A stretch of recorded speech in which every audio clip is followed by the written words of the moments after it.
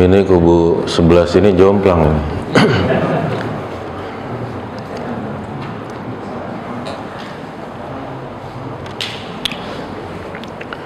Bismillahirrahmanirrahim. Assalamualaikum warahmatullahi wabarakatuh.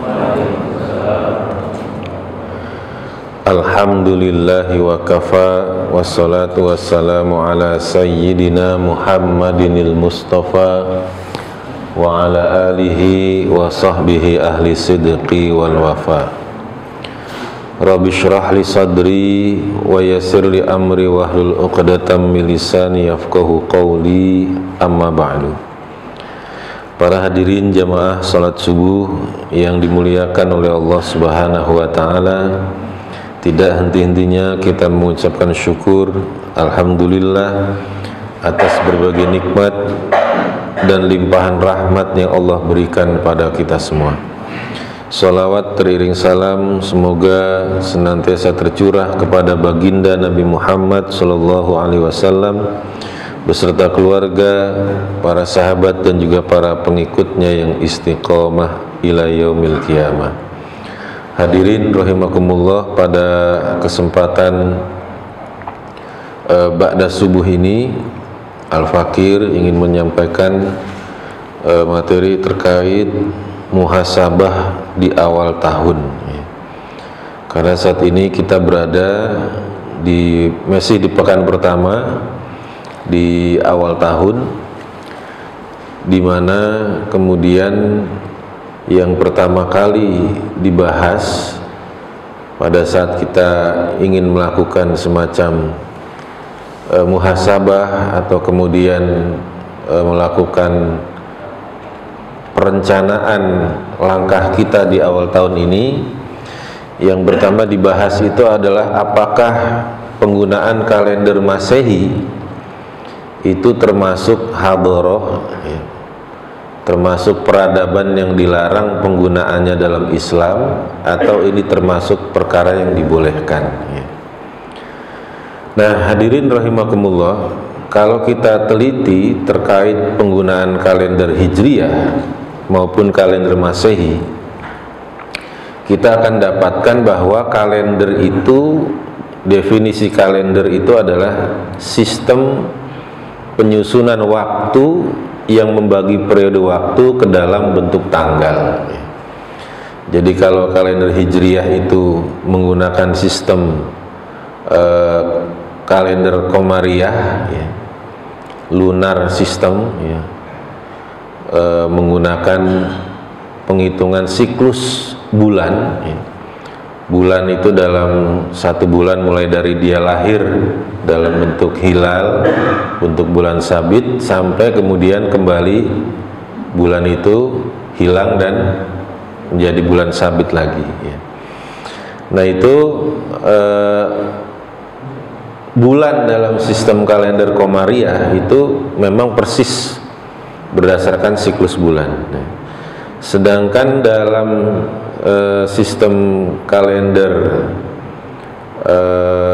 Masehi itu menggunakan satu tahun itu dihitung berdasarkan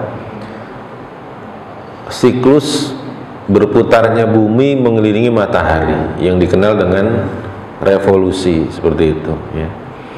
Nah, sehingga ada selisih antara penghitungan kalender Qamariyah dengan Masehi ini, karena memang cara menghitungnya berbeda. Yang satu berdasarkan perhitungan revolusi bulan terhadap matahari, terhadap bumi, sedangkan Masehi itu revolusi bumi terhadap matahari. Kalender Qamariyah itu jumlah setahun 354 hari, sedangkan kalender Masehi itu 365 hari, 244 sekian. Jadi kurang lebih 365 hari plus seperempat hari. Karena tiap tahun itu ada seperempat hari, itulah maka di tiap tahun kabisat itu 4 tahun sekali itu digenapkan, bulan Februari itu nambah 1 hari untuk menggenapkan seperempat hari itu. Nah hadirin rahimakumullah, kalender Hijriyah atau yang dikenal dengan kalender Qamariyah itu sebenarnya sudah digunakan sebelum Islam datang. Kemudian termasuk nama bulan yang kita kenal saat ini seperti bulan Muharram, bulan Rabiul Awal, bulan Rajab, Ramadan, itu sudah ada sebelum diutusnya Nabi Muhammad SAW sebagai pembawa risalah Islam. Jadi jangan dikira bulan Ramadan itu baru ada setelah Islam datang. Jadi sebelum Islam datang itu sudah ada bulan Ramadan, karena penamaan bulan-bulan itu sudah ada sebelum Nabi diangkat sebagai Rasulullah, seperti itu ya. Termasuk kalau kemudian kita bertanya apa filosofinya bulannya itu disebut bulan Ramadan ya. Kenapa disebut bulan Syawal? Nah itu filosofinya itu, latar belakangnya apa, itu kita akan dapatkan dari riwayat-riwayat Arab jahiliyah gitu. Misalkan kenapa dinamakan bulan Ramadan? Ramadan itu artinya bulan pembakar, nah gitu. Tapi entah kenapa kemudian cocok dengan momentum dalam Islam gitu. Oh berarti Ramadan itu bulan yang akan membakar amal-amal kita ya.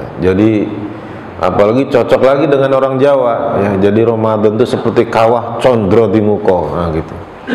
Jadi untuk menguji kita ya, di bulan Ramadan itu kita seperti dibakar ya. Seperti emas itu untuk diketahui di dalam emas itu supaya murni hanya emas saja, itu harus dibakar ya. Dibakar sampai kemudian terpisah mana yang emasnya, mana yang kotorannya, seperti itu.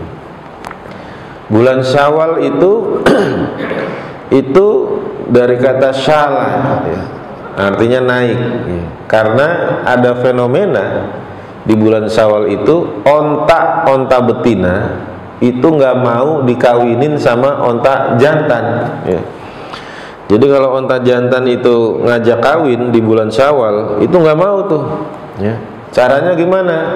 Si onta betina itu menaikkan ekornya, jadi ekornya dinaikin untuk menutupi kemaluannya gitu, sehingga dia menolak dikawinin sama unta jantan gitu.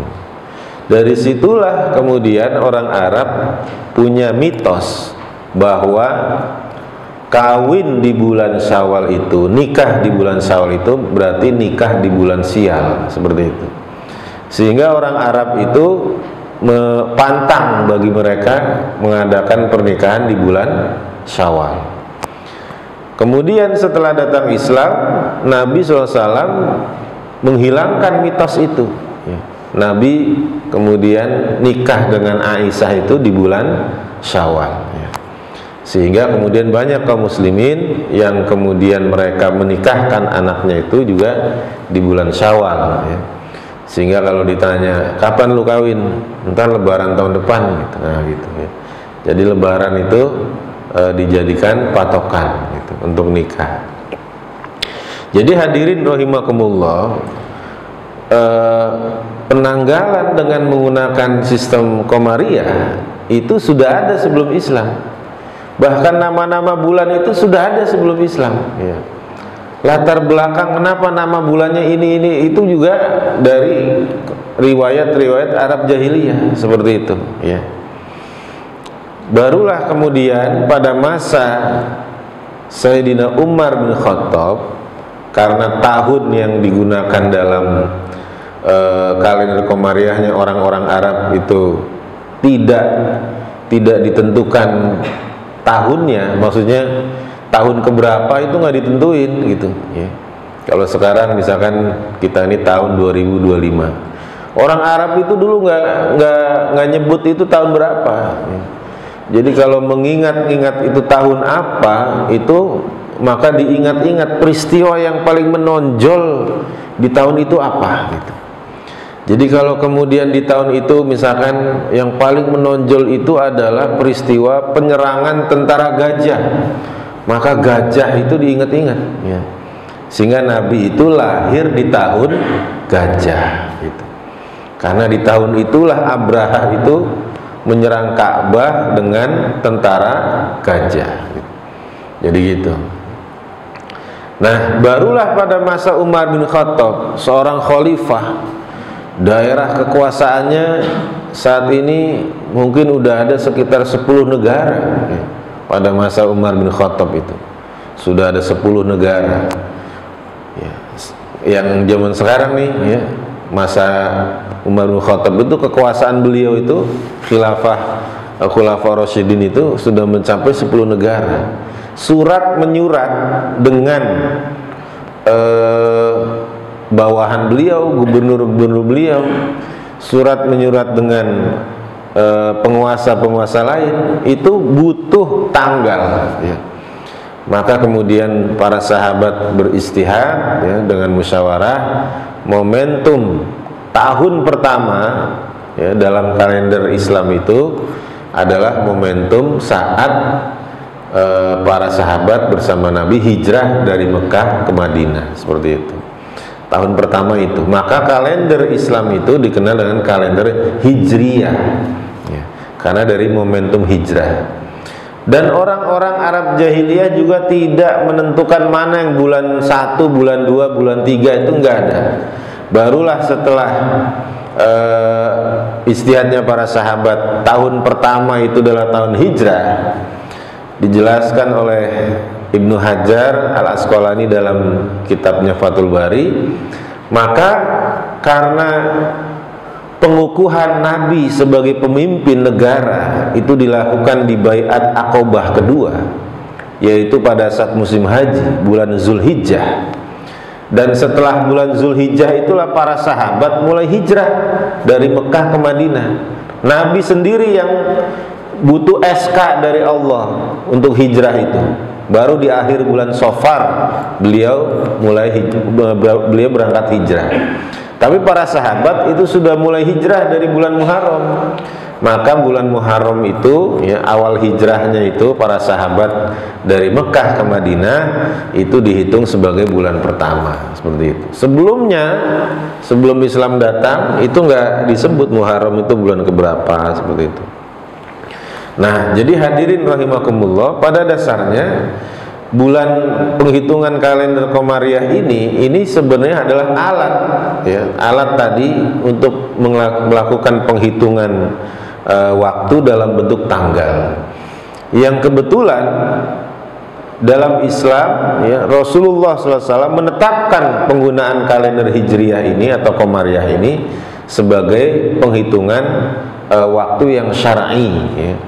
Karena pelaksanaan ibadah itu ditentukan dengan kalender Hijriyah atau Komariah. Kapan kita puasa itu di bulan Ramadan, kita lebaran di bulan Syawal, kita Idul Adha di bulan Zulhijjah, seperti itu. Termasuk juga bulan-bulan haram itu juga sama ya. Jadi pada saat Arab Jahiliyah itu bulan haram itu Zulqa'dah, Zulhijjah, Muharram dan bulan Rajab. Kemudian dalam Islam juga sama ya, ditetapkan sama ya. Jadi 4 bulan dari 12 bulan itu adalah bulan haram ya. Yang dimana dalam bulan-bulan haram itu pantang terjadi perang ya. Tidak boleh terjadi perang. Kenapa? Imam Ibnu Katsir menjelaskan dalam tafsirnya ya, pada saat Allah menyatakan sesungguhnya bilangan bulan dalam di sisi Allah itu adalah 12 bulan ya. Dari 12 bulan itu arba'atun hurum, minha arba'atun hurum, darinya ada 4 bulan haram. Nah, Imam Ibnu Katsir menjelaskan kenapa ada 4 bulan haram itu dalam rangka untuk menjaga keamanan pelaksanaan ibadah haji dan umroh. Jadi haji itu dilaksanakan di bulan Zulhijjah, maka orang Arab itu seluruh penjuru Arab itu datang semua ke Mekah, maka harus dijamin berangkat haji itu harus aman. Maka bulan Zulqa'dah itu bulan haram, tidak boleh ada perang, tidak boleh ada setetes darah pun ya, menetes selama bulan haram. Maka dipastikan aman itu orang berangkat haji. Kemudian melaksanakan ibadah haji di bulan Zulhijjah itu juga harus dipastikan aman. Kemudian pulangnya di bulan Muharram itu juga harus dipastikan aman ya. Maka tiga bulan ini haram terjadi perang untuk memastikan pelaksanaan ibadah haji yang suci itu aman dari gangguan. Kemudian bulan Rajab ya, Imam Ibnu Katsir menjelaskan itu adalah waktu yang digunakan untuk ibadah umroh seperti itu ya. Jadi itu latar belakangnya. Nah, adapun kalender Masehi atau kalender Syamsiah, meskipun kalau kita mundur ke belakang, latar belakang penghitungan tahun pertama itu adalah dimulai dari Nabi Isa lahir ya, Al-Masih, maka disebut kalender Masihiyah, kalender Masehi. Tetapi pada dasarnya faktanya hari ini manusia semua itu menggunakan secara umum kalender Masehi itu dalam kehidupan sehari-hari. Kita semua menggunakan itu ya, dalam kehidupan sehari-hari ya. Jadi kalau ditanya kapan kita puasa Ramadan ya, itu udah pasti 1 Ramadan ya. Cuma kapan hari pastinya itu pasti kita akan bertanya kapan kalender Masihnya. Seperti itu ya. Jadi penggunaan kalender Masehi ini kita gunakan dalam kehidupan sehari-hari, nggak bisa dipungkiri itu ya. Kalau bapak-bapak saya tanya satu-satu, coba sebutkan 12 nama dalam kalender Hijriah ya. Mungkin diantara bapak-bapak ya, mungkin hanya 1-2 orang, bahkan mungkin yang tahu hanya ustadznya doang gitu ya. Tapi kalau ditanya kalender Masehi dari Januari sampai Desember, semua hafal seperti itu. Karena memang itu kita gunakan sehari-hari seperti itu. Saya sendiri secara pribadi kalau dijadwalkan kultum Ramadan, kegiatan Ramadan oleh masjid itu lebih senang itu dijadwalkan menggunakan kalender Masehi ya. Kenapa? Itu lebih pasti ya. Kalau kalender Hijriah, mohon maaf ya, umat Islam sendiri mengawalinya udah beda gitu ya kan.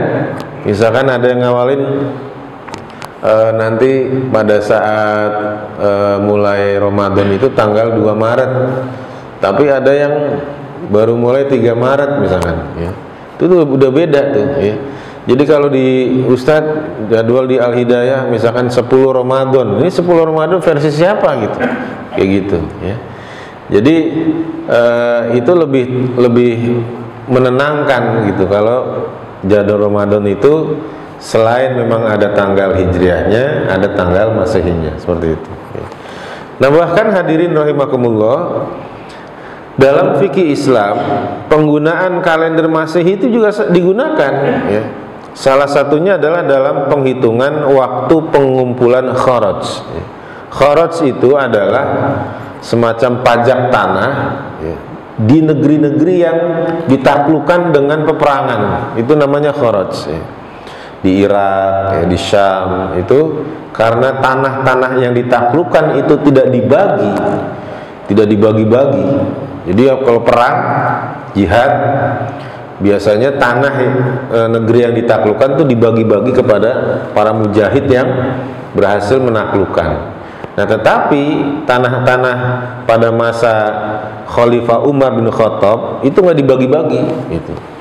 Umar punya kebijakan sendiri, tanah itu tidak dibagi, kita jadikan milik bersama, milik kaum muslimin, disebut sebagai tanah kharaj. Penduduk negerinya tidak diusir, mereka dibolehkan mengelola tanah-tanah di negeri mereka yang sudah ditaklukkan dengan ketentuan mereka membayar pungut. Pada faktanya saat perang itu selesai, tanah itu sudah bukan milik mereka lagi, tetapi milik kaum muslimin seperti itu. Nah, waktu pengumpulan kharaj itu ada dua model. Ada yang berdasarkan luas tanah, ada yang berdasarkan luas tanaman, ya. Kalau berdasarkan luas tanah itu cukup dengan kalender Komariah, ya, karena dipungutnya setahun sekali, ya. Tapi kalau yang berdasarkan luas tanaman, maka dikembalikan pada jenis tanamannya. Tiap tanaman itu musimnya beda-beda. Nah, terkait masalah musim, ya, siklus hujan, maka kharaj itu pengumpulannya setiap tahun dilakukan pada akhir tahun Syamsiah, seperti itu, tahun matahari. Jadi ini dijelaskan dalam kitab An-Nizamul Iqtisadi fil Islam, ya. Jadi penggunaan kalender Syamsiah itu juga digunakan, ya, dalam penentuan pengumpulan kharaj, seperti itu, ya. Kemudian hadirin rahimakumullah, dalam tarikh Islam, dalam kajian sejarah Islam itu juga ditulis kalender Masehi, gitu. Misalkan dalam kitab Ar-Rahiqul Makhtum, kitab Ar-Rahiqul Makhtum ini karangan Syekh Sofi Rahman Al-Mubarakfuri. Ini kitab Sirah Nabawiyah, ditulis oleh ulama India, Syekh Sofi Rahman Al-Mubarakfuri, pemenang juara 1 penulisan Sirah Nabawiyah di Saudi, ya. Sehingga buku ini menjadi bestseller, ya, dalam Sirah Nabawiyah. Di Indonesia sendiri mungkin sudah ada sekitar 5 penerbit yang menerjemahkan kitab Ar-Rahiqul Makhtum ini. Pada saat Syekh Sofi Rahman itu menjelaskan kapan Nabi itu dilahirkan, beliau di situ menyebutkan wulida sayyidul mursalin bisya'bi bani hasimin bimakata fi sobihah yaumal isnain atasi min syahri rabi'il awal, ya. Jadi Nabi Muhammad itu dilahirkan di tengah-tengah keluarga Bani Hashim di Mekah, ya, di subuh, di pagi hari Senin, tanggal 9 dari bulan Rabiul Awal, ya. Jadi kalau Syekh Sofi Rahman itu dalam Rahiqul Makhtum, Nabi lahirnya bukan tanggal 12 Rabiul Awal, tapi tanggal 9, ya. Ini menarik, ya. Ternyata ada ikhtilaf juga tanggal lahirnya Nabi, ya. Li awwali am min hadisatil fil, pada permulaan tahun dari peristiwa gajah, ya. Jadi Nabi lahir itu di tahun gajah. Wali arba'ina sanatan khalat min Malik Kisra Anusyarwan, dan pada 40 tahun berkuasanya Raja Kisra Anusyarwan. Wa yuwafiqu dzalika al-ishrin awithani wa ishrin min syahri Abril sanata khamsimi'ah wa wahid wa sab'in miladiyah, ya. Dan ini bertepatan dengan 20 atau 22 April tahun 571 Masehi. Jadi di sini dalam kitab Ar-Rahiqul Makhtum itu tetap dicantumkan kalender Masehinya, seperti itu. Tidak kemudian hanya kalender Komariahnya saja, gitu. Kemudian hadirin rahimakumullah, di dalam sumber Liqa'u Babil Maftuh, ya, atau dalam bisa diakses di website terkait fatwa-fatwa ulama Saudi, ya. Di antaranya fatwa Syekh Ibnu Utsaimin itu menyebutkan tentang kebolehan penulisan tanggal kalender Masehi. Jadi beliau di situ menyebutkan walakin nazron li'anna tarikh al-miladi huwal muntashir fil usur al-mutaakhirah. Akan tetapi dengan melihat bahwasanya penggunaan kalender miladi, kalender Masehi itu tersebar di era akhir ini, wala yaktubu aktsarun nas illa bihi, dan tidak ada kebanyakan orang tuh yang menulis kecuali dengan kalender Masehi, ya. Artinya memang kebanyakan orang menulis tanggal itu dengan kalender Masehi. Fahuwa dakhilun fima ammat bihil balwa, maka ini masuk ke dalam umumnya musibah di akhir zaman ini. Wa idza kana kadzalika fala kharaja fi kitabatihi ma'at tarikhil hijri. Kalau kondisinya seperti itu, maka tidak ada kesempitan, ya. Tidak ada alasan, tidak, artinya dibolehkan menulisnya bersama dengan kalender hijriah. Qala Asy-Syaikh Ibnu Utsaimin, berkata Syekh Ibnu Utsaimin rahimahullahu taala, idzabtulina wa sara la budda an nadhkura tarikh miladi falyakun awalan bil arabi al hijri asy-syar'i. Ketika kita ditimpa musibah seperti ini, maka jadilah la budda an nadhkura. Di sini bahkan Syekh Utsaimin menggunakan kata la budda an nadhkura. La budda itu artinya harus, ya. Jadi bukan boleh, bahkan harus, ya. Harus kita menyebutkan kalender Masehi, ya. Akan tetapi, ya, yang disebut pertama itu adalah kalender Arab Hijriyah yang syar'i. Ya, tsumma naqul al-muwafiq, barulah kemudian kita katakan ini bertepatan dengan kalender Masehinya tanggal sekian bulan sekian, seperti itu. Jadi hadirin rahimakumullah, terlepas adanya ikhtilaf, adanya perbedaan pendapat terkait penggunaan kalender Masehi ini, kita bisa menyimpulkan dari adanya penggunaan kalender Masehi dalam fikih Islam, adanya penggunaan kalender Masehi dalam tarikh, ya, sejarah Islam, salah satunya Sirah Nabawiyah, kemudian adanya fatwa misalkan tadi dari ulama Saudi, ya, kebolehan, bahkan di situ menggunakan kata la budda, harus, ya.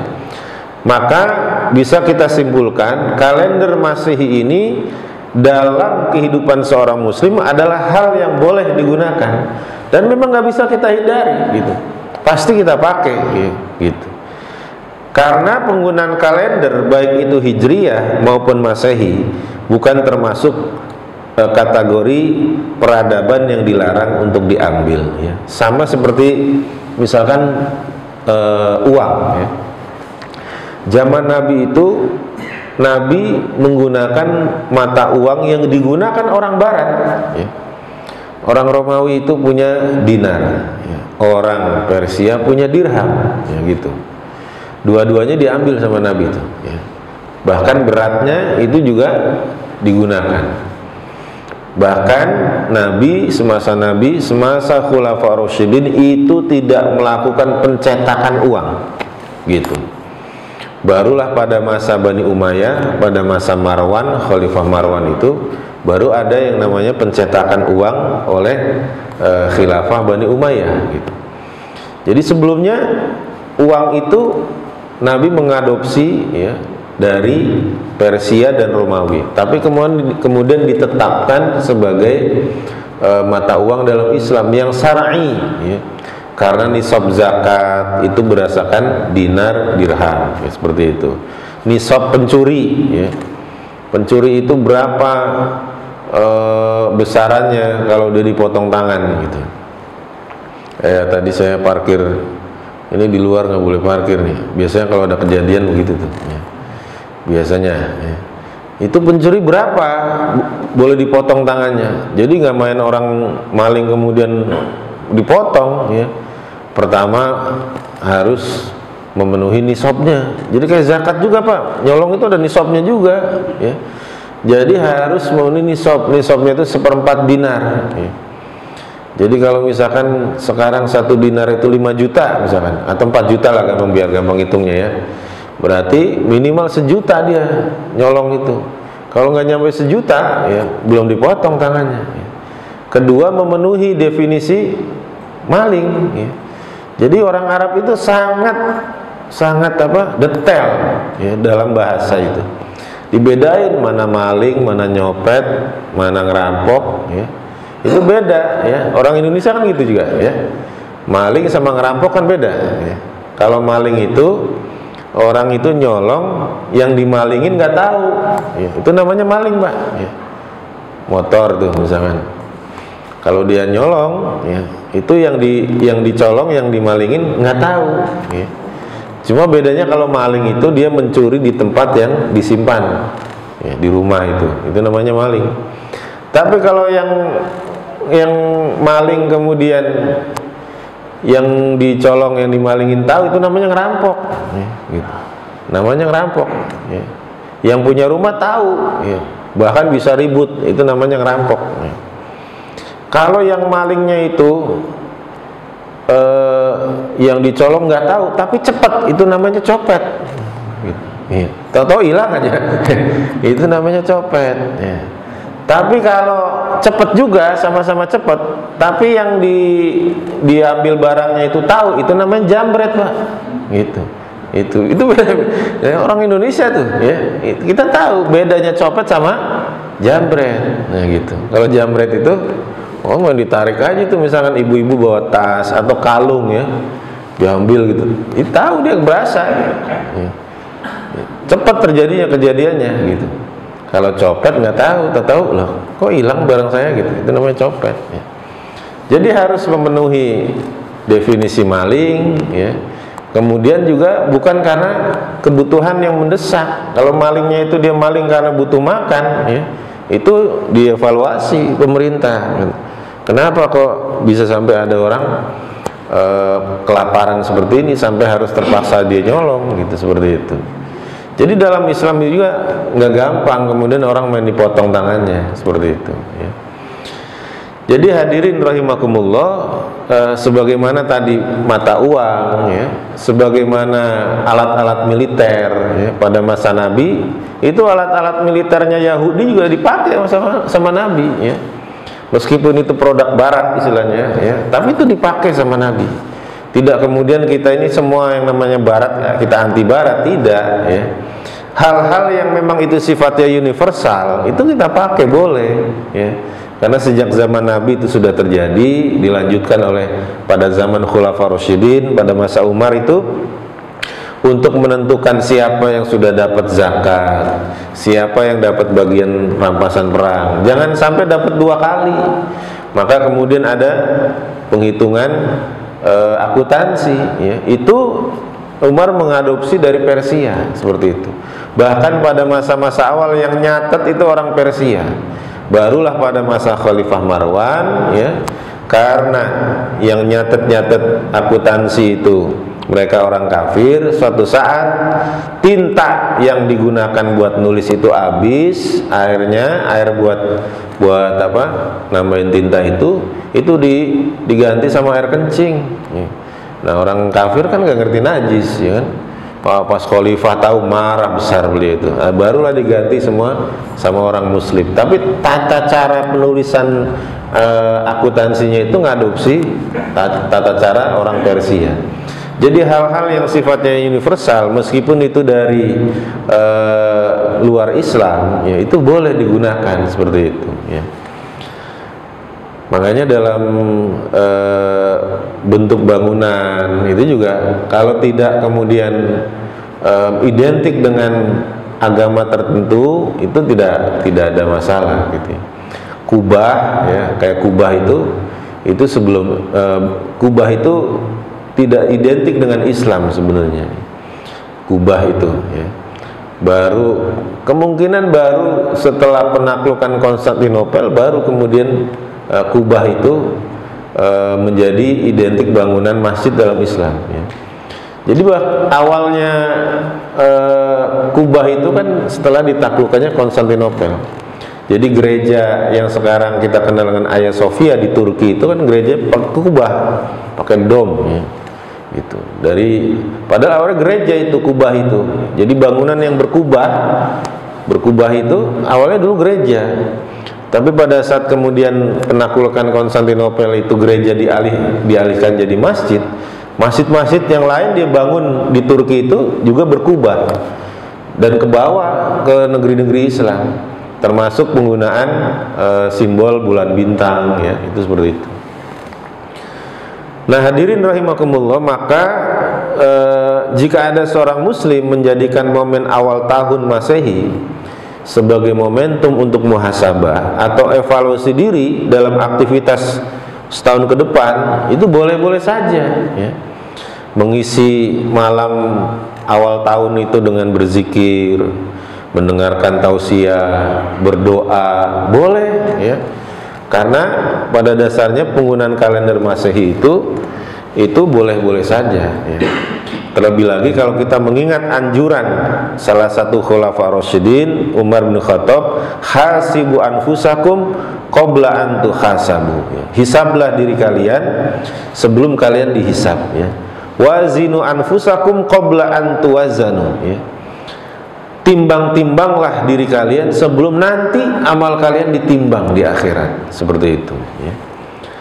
Nah, kecuali memang kalau kemudian aktivitas menyambut awal tahun itu dilakukan dengan perayaan yang diharamkan ya. Campur baur laki perempuan ya.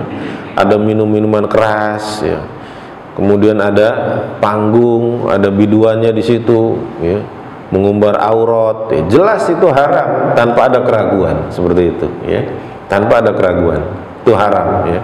Menyambut tahun baru seperti itu.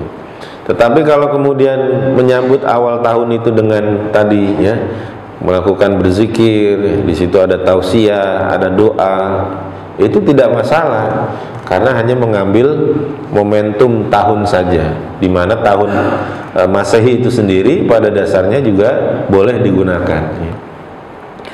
Nah, maka hadirin rahimakumullah, momentum tahun baru ini menjadi momentum kita mengingat akan nikmat waktu ya. Dimana di saat bertambah tahun, pada hakikatnya waktu yang digunakan kita hidup di dunia ini berkurang ya.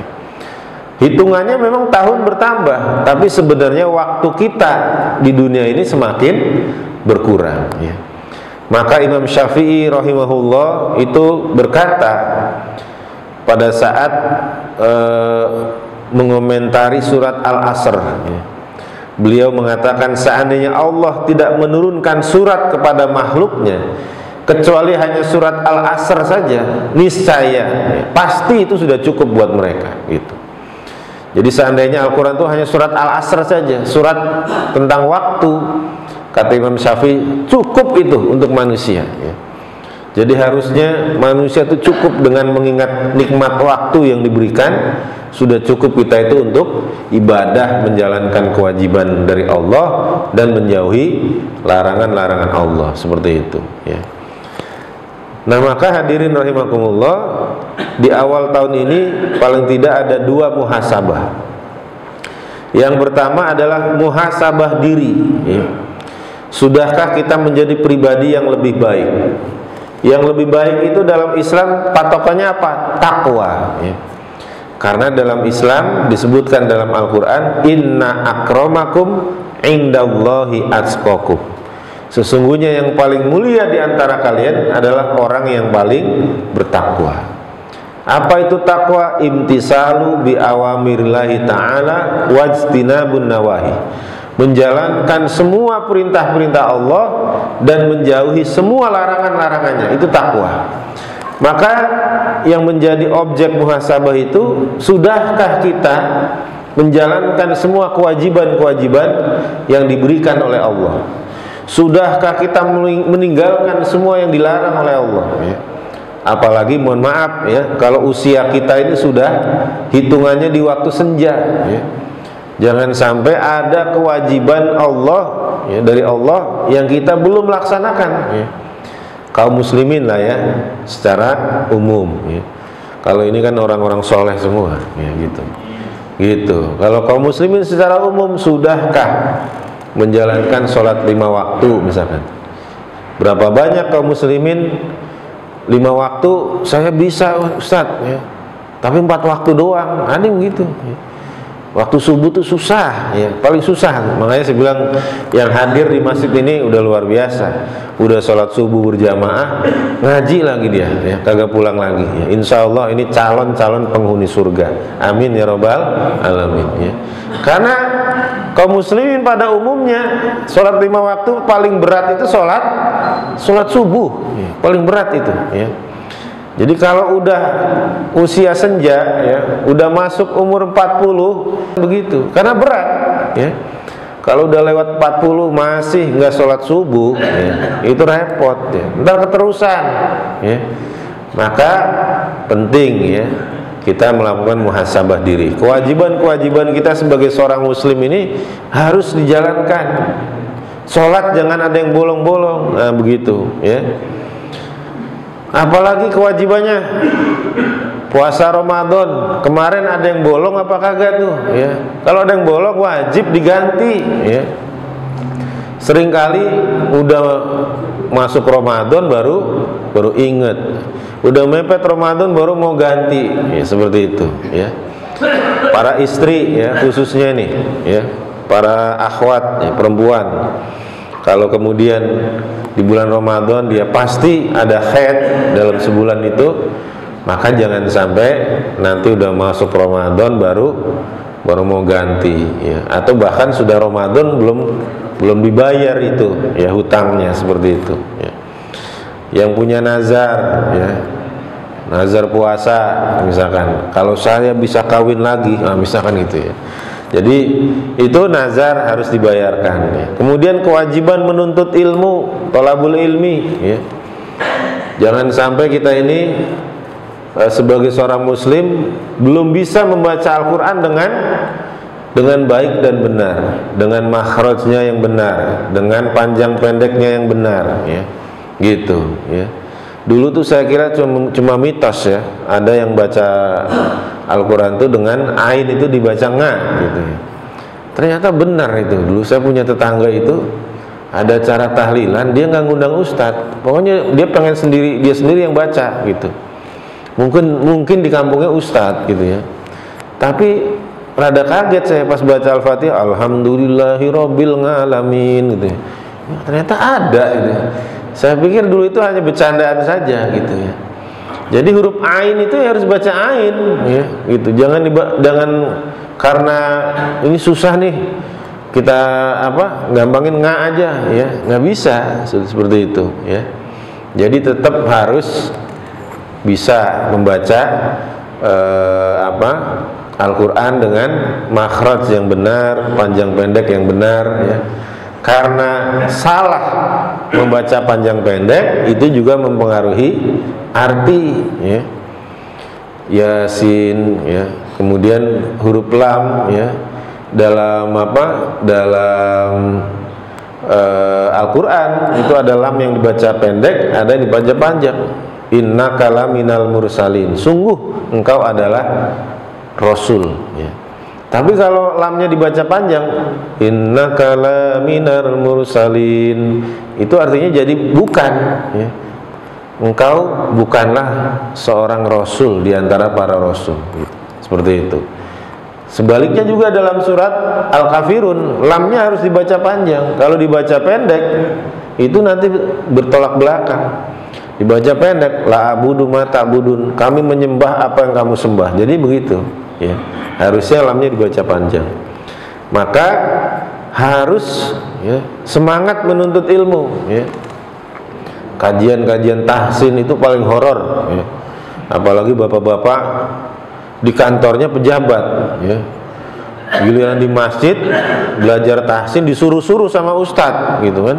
Baca pak, gitu. Waduh, di kantor biasa dia bos, ya, biasa nyuruh orang, ya, belajar Al-Quran disuruh-suruh. Udah gitu baca di hadapan yang lain lagi kan, baca satu-satu. Wah, itu berapa baca yang kapok itu, ya. Kalau belajar baca Quran nggak boleh kapok, nggak boleh malu, nggak boleh gengsi, ya. Karena wajib thalabul ilmi faridatun ala kulli muslim, ya. Saya terus terang, ya, secara pribadi itu senang, ya, kalau melihat ada masjid-masjid, musola-musola yang kalau sholat 5 waktu itu imamnya tuh gantian dari para jamaahnya itu, ya, begitu. Karena jamaahnya bacaannya sudah bagus-bagus, gitu, sesuai standar, seperti itu. Kemudian kewajiban sebagai kepala keluarga, ya, sudahkah kita menjalankan kewajiban kita memberi nafkah, ya, secara lahir maupun batin kepada keluarga kita? Sudahkah kita menjalankan kewajiban kita sebagai seorang muslim terhadap sesama muslim yang lain, ya, terhadap tetangga kita, ya, masyarakat kita, ya. Kemudian yang kedua, hadirin rahimakumullah, adalah muhasabah terhadap penguasa, ya. Muhasabah terhadap penguasa. Muhasabah terhadap penguasa ini dalam Islam itu tidak seperti dalam sistem demokrasi. Dalam demokrasi itu biasanya muhasabah identik dilakukan oleh pihak oposisi. Dan ini syarat dengan kepentingan politik, ya. Kalau oposisi itu dia biasanya hanya melakukan muhasabah, mengkritik itu hanya kalau ada kejelekan dari penguasa. Kalau penguasanya lagi bagus, dia diem-diem aja, ya. Kalau lagi jelek, ya, dia omongin mulu, ya. Apa motifnya? Supaya dapat simpati dari massa, supaya nanti kalau pemilu lagi dia mendapatkan suara yang banyak dari massa, dari rakyat. Padahal ntar giliran dia berkuasa itu oposisi, sama aja dengan penguasa sebelumnya, ya. Kalau lagi oposisi giliran naik BBM nangis-nangis dia gitu. Ntar giliran jadi penguasa dia naikin BBM juga, ya, begitu. Bahkan kadang lebih sadis lagi naikinnya gitu, ya. Jadi begitu, ya. Nah, sedangkan dalam Islam, muhasabah pada penguasa itu bagian dari perintah agama, ya. Jadi nggak ada motif pengen dapat simpati dari massa dan sebagainya. Terlebih lagi dalam prinsip ahlu sunnah wal jamaah, pemimpin itu tidak maksum, ya. Kepala negara itu tidak maksum, khalifah itu tidak maksum. Dia bisa salah, dia bisa dinasihati, dikritik, ya. Beda dengan Syiah. Kalau Syiah itu khalifah itu Allah yang nunjuk, nah, gitu. Khalifah itu wakil Tuhan, maka tidak boleh salah khalifah itu. Khalifah itu maksum, ya, gitu. Itu bedanya tuh Sunni sama Syiah, gitu. Sedangkan dalam hadis Rasulullah disebutkan ad-dinu nasiha, agama itu nasihat, adinun nasiha, ya. Kepada siapa ya Rasulullah? Salah satunya li'aimmatil muslimin, kepada pemimpin kaum muslimin, seperti itu. Kemudian hadirin rahimakumullah, Imam Al-Khattabi itu menjelaskan an-nasihah iradatul khair lil mansukh lahu. Nasihat itu adalah keinginan baik bagi orang yang dinasihati. Jadi tidak ada seperti oposisi tadi. Oposisi itu mengkritik itu untuk menjatuhkan penguasa, menjelekkan penguasa. Tapi kalau dalam Islam, penguasa itu dikritik, ya, itu untuk kebaikan dia, gitu. Jadi niatnya itu untuk memberikan kebaikan pada penguasa. Nah, itu bedanya dalam Islam, ya. Nasihat itu iradatul khair lil mansukh lahu. Nasihat itu adalah keinginan baik untuk orang yang dinasihati, ya. Bahkan dalam bahasa Arab memang nasihat itu, ya, secara bahasa maknanya adalah ikhlas, ya. Maknanya adalah kemurnian hati, ya. Jadi sehingga tidak ada motif-motif yang lain, ya. Kemudian nasihat itu juga bisa maknanya menjahit, sehingga dia merekatkan hubungan dua kain, ya. Sehingga nasihat dalam Islam itu seperti merekatkan dua hubungan antara rakyat dengan penguasa. Kemudian hadirin rahimakumullah, nasihat itu juga bentuk sayang sesama hamba Allah, ya. Disebutkan tantolikun nasiha min hubbin nasih lil mansuh, ya. Munculnya nasihat itu dari cinta orang yang memberi nasihat kepada yang dinasihati.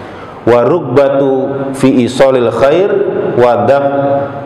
wadaf'ud doror anhu, juga karena keinginan untuk menyampaikan kebaikan, ya, wadaf'id doror anhu, dan mencegah bahaya darinya, ya, seperti itu. Karena penguasa itu nanti di akhirat paling lama dihisapnya, maka sebagai bentuk sayang, ya, harus dikasih masukan, dikasih nasihat. Kemudian hadirin rahimakumullah, ada keutamaan menasihati penguasa dalam Islam. Dalam riwayat Al-Hakim disebutkan Sayyidu Syuhada Hamzah bin Abdul Muthalib, ya. Pemimpinnya para syuhada itu adalah Hamzah bin Abdul Muthalib, wa rajulun qama ila imamin jair, ya. dan laki-laki ya yang berdiri di hadapan penguasa yang jair, yang zalim. Seorang laki-laki yang berkata di hadapan pemimpin yang zalim. Fa amarahu wa nahahu faqatalahu. Kemudian laki-laki yang menasihati penguasa itu memerintahkan kebaikan, mencegah kemungkaran, melarang kemungkaran, kemudian dia dibunuh oleh penguasa itu, maka dia syahid dan posisinya selevel dengan Hamzah bin Abdul Muthalib ya. Tinggal mungkin hanya masalah uslub saja, masalah cara saja ya. Kalau menasehati masalah pribadi itu lakukan dengan 4 mata gitu. Tapi kalau menasehati dengan masalah-masalah kebijakan publik itu boleh disampaikan secara terbuka. Sebagaimana Umar bin Khattab itu pernah dikritik oleh perempuan secara terbuka ya, di hadapan para sahabat. Itu biasa terjadi gitu, nggak ada masalah menyampaikan nasihat pada penguasa itu secara terbuka gitu. Demo misalkan boleh ya, karena penguasa itu susah ditemui ya, seperti itu. Jadi harus disampaikan secara terbuka ya. Ada salah seorang ustadz di Indonesia ini namanya Ja'far Umar Tholib ya, almarhum. Dulu itu waktu masa-masa ada tragedi Ambon itu ketua Panglima Laskar Jihad ya. Itu punya guru di Yaman namanya Syekh Mukbil. Syekh Mukbil itu muridnya Syekh Nasiruddin Al-Albani. Syekh Mukbil itu suka menasihati penguasa, mengkritik penguasa di atas mimbar. Artinya dilakukan secara terbuka. Itu Ustadz Ja'far Umar Tholib itu bertanya pada gurunya itu, "Syekh, kenapa Anda kok mengkritik penguasa secara terbuka gitu? Bukankah mengkritik penguasa itu dilakukan dengan 4 mata?" Nah, gitu. Kata Syekh Mukbil, hadis-hadis mengkritik penguasa secara 4 mata itu hadisnya dhaif semua, kecuali Albani ya. Albani yang memberikan stempel hadisnya itu hasan seperti itu. Padahal itu gurunya sendiri ya, Syekh Albani itu seperti itu. Jadi kedua metode ini menurut saya tidak perlu dibenturkan ya.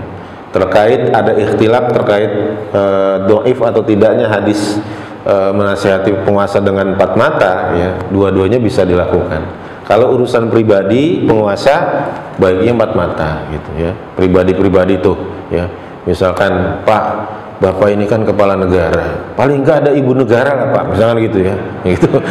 Itu kan urusan pribadi ya, itu lakukan 4 mata gitu ya. Tapi kalau terkait kebijakan pajak, lagi rame-ramenya PPN 12% ya, kebijakan pengurangan atau pembatasan subsidi BBM, sekarang lagi ramai juga kebijakan PIK 2 ya. Jadi itu dari sepanjang pantai utara Jawa, dari utara Jakarta sampai Serang itu dikasih label PSN, proyek strategis negara. Maka wilayah seluas itu nanti dibangun Pantai Indah Kapuk 2 itu harus mau dijual tanahnya dengan atas nama negara gitu, seperti itu. Nah, ini lagi dikritisi sekarang gitu. Karena sebenarnya yang melakukan, yang menikmati nanti swasta, seperti itu ya. Jadi itu. Jadi hadirin rahimakumullah, mungkin ini yang bisa kita sampaikan dalam kajian subuh ini. Jika diantara para jamaah ada yang ingin ditanyakan, silakan ya, monggo. Kalau ada yang ingin disampaikan, ditanyakan dalam kajian kita sebelum kita akhiri. Silakan jika diantara para jamaah ada pertanyaan.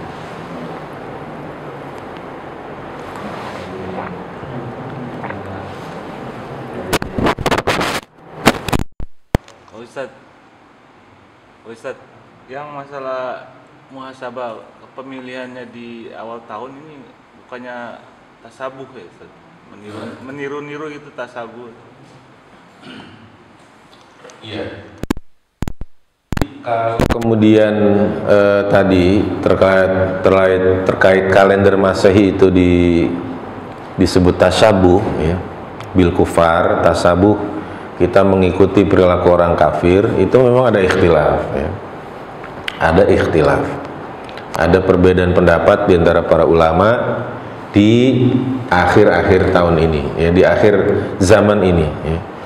Jadi ada yang berpendapat kalau kita menggunakan kalender Masehi itu dianggap kita mengikuti perilaku orang kafir ya. Tapi kalau tadi Al-Fakir sampaikan dari berbagai kajian-kajian tadi, itu lebih tepat kalender itu mau Hijriah mau Masehi itu alat saja. Dan faktanya kita menggunakan itu ya. Kita tidak bisa menghindari itu ya, penggunaan kalender Masehi. Jadi kita melakukan muhasabah misalkan di awal tahun, di akhir tahun ya, itu hanya mengambil momennya saja, momen awal tahun, momen akhir tahun, seperti itu. Tapi tidak ada sedikit pun terbesit dalam hati kita itu adalah ikut-ikutan orang kafir gitu, seperti itu ya. Misalkan ada yang mengatakan itu menyambut awal tahun itu dulunya di Romawi itu adalah penyembahan dewa namanya dewa Janus misalnya. Ya kita nggak kepikiran gitu ya. Orang Barat sendiri bisa jadi mereka menyambut awal tahun itu juga nggak ngerti masalah penyembahan dewa Janus itu, seperti itu ya. Sama misalkan kalau di Nahdien ya ada tahlilan itu. Kalau ada yang bilang itu tahlilan itu budaya Hindu ya. 4 hari, 10 hari, 100 hari ya. Lah orang Hindunya sendiri sekarang udah ada itu videonya di sosmed. Salah satu pendeta Hindu Bali ya, di Hindu, salah satu pendeta di Bali itu, pendeta Hindu mengatakan nggak ada di Hindu itu ajaran 4 hari, 10 hari, 100 hari gitu. Jadi orang melaksanakan tahlilan itu nggak ada urusan juga sama budaya Hindu itu, kalaupun benar itu ada, dan ternyata itu nggak ada, seperti itu ya. Jadi orang melakukan mendoakan almarhum ya yang sudah meninggal ya, semata-mata menjalankan aktivitas yang disunahkan di dalam Islam, seperti itu. Nah, sebagaimana juga pada saat kita melakukan muhasabah ya, itu memang pasnya di akhir tahun atau di awal tahun, seperti itu. Karena kita beraktivitas sehari-hari yang menjadi patokan itu adalah tahun Masehi ya. Sehingga lebih pas memang muhasabah itu dilakukan di akhir atau di awal, seperti itu ya. Jadi tidak ada terbersit ya, kita itu melakukan tasyabuh bil kufar, seperti itu ya. Jadi gitu. Dan faktanya sekarang juga di kitab-kitab para ulama itu kalender tanggal Masehi itu juga dicantumkan gitu. Jadi kitab-kitab yang dikeluarkan oleh Beirut, Libanon itu misalkan, kitab-kitab para ulama, misalkan kita punya kitab apa gitu ya, kitab Fiqh Sunnah misalkan Said Sabiq, itu ditulis tahun terbit itu bukan hanya kalender Hijriah tapi juga kalender Masehi, seperti itu. Jadi tidak dalam rangka tasyabuh bil kufar, tapi semata-mata itu hanya alat saja ya. Alat untuk penentuan tanggal, seperti itu ya. Jadi begitu hadirin rahimakumullah. Baik, kalau tidak ada pertanyaan lagi, kita akhiri kajian kita. Semoga bisa bermanfaat pada para jamaah sekalian. Kita akhiri dengan membaca Ummul Quran suratul Fatihah. Semoga jika diantara hadirin sekalian, tetangganya ya, atau yang jamaah masjid ada yang sedang sakit, semoga Allah berikan kesembuhan, Allah berikan kesehatan. Jika ada di antara kita yang punya hutang, semoga Allah lunaskan hutang-hutang kita semua. Yang punya usaha, Allah berikan kelancaran, kemudahan. Ala hadiniyah wa likuniyatin sholihah. Al-Fatihah. A'udzubillahi minasyaitonirrajim. Bismillahirrahmanirrahim. Alhamdulillahirabbil alamin, arrahmanirrahim, maliki yaumiddin. Iyyaka na'budu wa iyyaka nasta'in, ihdinas siratal mustaqim. Siratal ladzina an'amta 'alaihim ghairil maghdubi 'alaihim waladdallin. Amin amin ya Allah ya Arhamar Rahimin irhamna ya Allah. Allahumma bihaqqil Fatihah wa bisiril Fatihah wa bi barakatil Fatihah wa bi manzilatil Fatihah wa bi mu'jizatil Fatihah. Ya farijal ham ya kashifal gam ya man li abdihi yaghfir wa yarham wa yadafi'al bala ya Allah wa yadafi'al bala ya Rahman wa yadafi'al bala ya Rahim. Da'wahum fiha subhanakallahumma. Kurang lebihnya mohon maaf. Kita akhiri dengan doa kafaratul majlis. Subhanakallahumma bihamdika asyhadu an la ilaha illa anta astaghfiruka wa atubu ilaik. Walafu minkum. Assalamualaikum warahmatullahi wabarakatuh.